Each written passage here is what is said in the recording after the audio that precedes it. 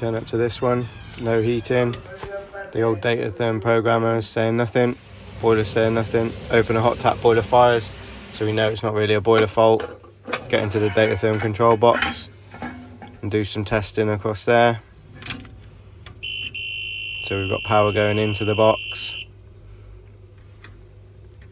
and then it's not sending a single back on LR. So we know black is LR to the boiler, and then the grey is LS, which is our switch live from the boiler, giving the programmer power, or it should do. So we switch it for a neomitis. So we've got permanent live going into live.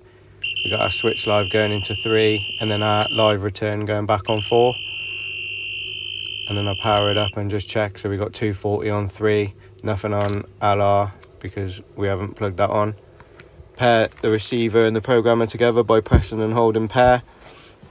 Nice and easy. You just turn it up so the receiver's picked it up, and then the boiler should fire. Happy days.